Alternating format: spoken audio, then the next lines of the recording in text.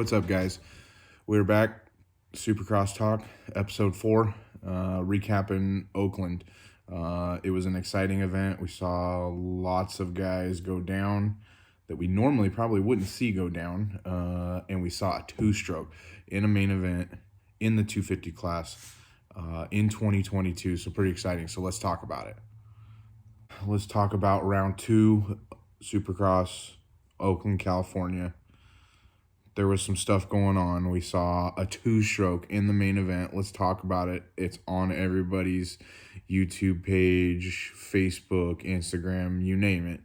Jared Stanky made it to the main event and qualifying for the heat race, skipping the LCQ. He's on the 125. He's a local Oregon boy, originally from Klamath Falls, which would be just east of us here in the Rogue Valley.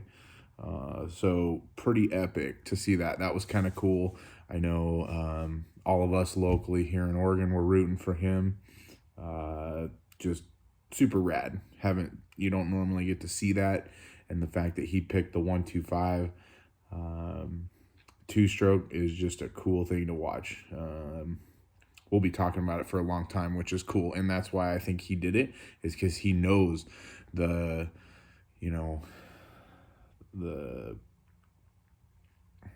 I don't even know what you call that. It's a era of riders that don't want to give up that two-stroke, which is super cool, because I probably will be one of those guys eventually once I can get my hands on one of the new 250s. So yeah, it was cool to see. I know everybody in Oakland was super pumped. I know all the people I follow were super pumped to watch him qualify for the main event, which was rad. But on to your tops. You had Christian Craig in first, Hunter Lawrence in second, Seth Hamaker in third, Michael Moseman in fourth, and Nate Thrasher in fifth. So again, you got two Star Racing Yamahas in the top five, of course. That Nate Thrasher kid, he's a ripper. He's going to be someone to watch for. I bet you he's on Craig's heels just because they train together by the end of the season. It wouldn't surprise me. But very impressive ride by all five of those. It would have been cool to watch Moseman kind of pull it together. I was really, impressed with his ride originally and in his heat race, and just thought he was going to do really well. Christian Craig walked away with the race. As soon as he took the whole shot, he was gone. They couldn't really keep up with him. I think at one point he had like a 7 or 8 second lead. So, I mean, it was Hunter started catching him at the end, though. So I don't know if he was turning on the afterburners trying to see if he could catch him or what. That would have been interesting to see, maybe if they had like 2 more laps in it, what would have happened. The Hunter Lawrence is one of those guys that like second isn't enough. He's not going to just take second and roll with it. Like, he's going to want first this weekend. So just like, if I was Craig, I'd be prepared. Like, he was on your heels at the end of the race.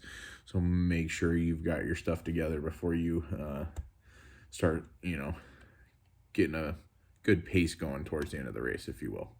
So, other than that, I mean, you watched a couple of good riders. I don't know if anybody saw, but Joe Shimoda went down one time in the whoops. That was pretty gnarly. The other rider to talk about is that Carson Brown. He qualified into the main. I think he's on that KTM out of Washington, and that was cool to watch him. I mean, he placed 13th overall, so not like the best finish, but hey, you know what? Like, more power to you. You finished above some of the top 10 guys. Let's just put it that way. So, as far as the 250 class, I mean, not that Jared Stanky did very well, but it was very cool to see a 125 two-smoker in the main event in 2022. Just don't see it very often, so that was pretty cool. Now let's talk about the 450 class. I told you guys Jason Anderson was going to be somebody to look at as far as being fast. as far as being just on it. And of course, here we are, and he takes the main event at Oakland, right? I mean, imagine that. He was fast all night, didn't really qualify the fastest, but you could tell he had it in him because of just the flow in his qualifying. You could see it. I kind of felt like the same thing with Plessinger. He did really well in his qualifying. He wasn't like first or podium in his heat race. He looked really good.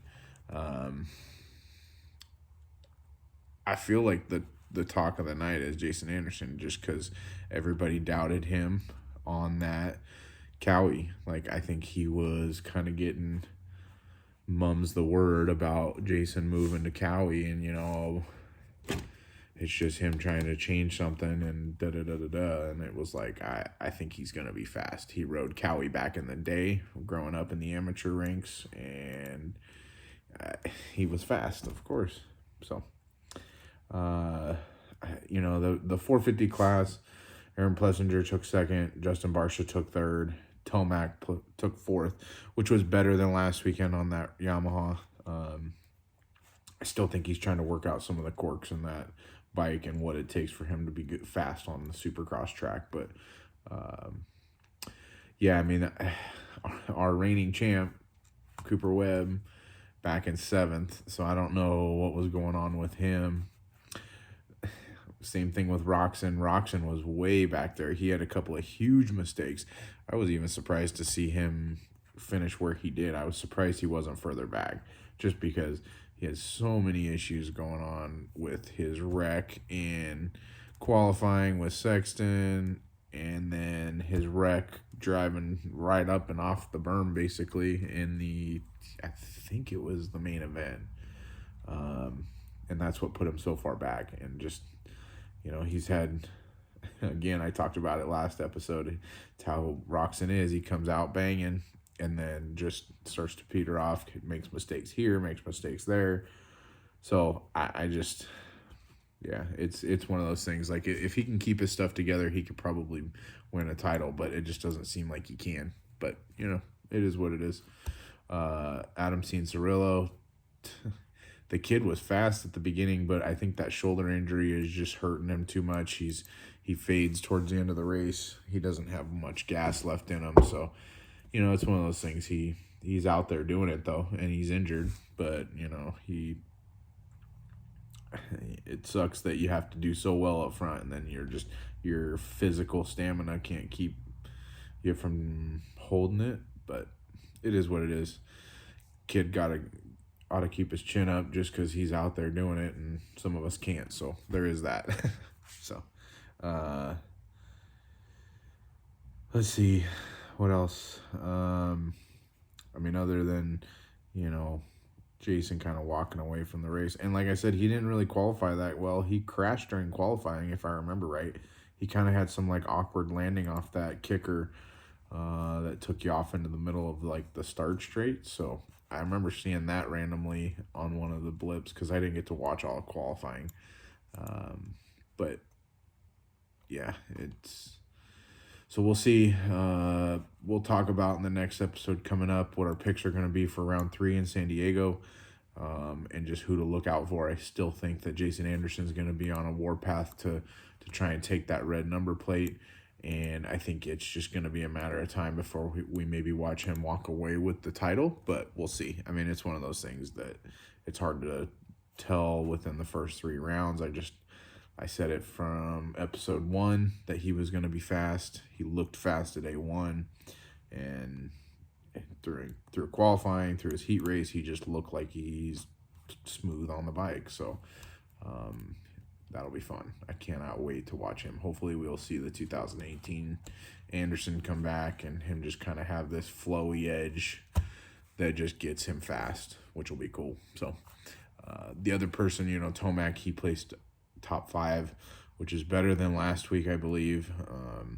So he's getting faster. Malcolm Stewart, I believe, is getting faster as well. I think he's going to be someone that's up there to contend in the top 5 all year this year, so that'll be interesting to see. Because like I said earlier, if you are in the top 5 and you are anywhere near the top 3, at any point in the race, you have a chance to podium, because these guys are racing so fast that by the time one of them makes a mistake, you are already on top of them or have passed them. So you get the opportunity to still podium based on them making a mistake in the 20-plus lap main event that they have. So, it's one of those things. I said the top 10 riders are some of the fastest in the world, and, it would take any of one mistake to place you from 1 to 10 in a heartbeat. So, or even further back, obviously. Like, you look at Roxon, and he was up front, and then he ends up back, in 13th at the end of it. So, still couldn't finish in the top 10. So, it's one of those things, man. It's a grueling sport. It's not cut out for everybody. It's, I ride motorcycles on the weekend, and it takes a lot out of me.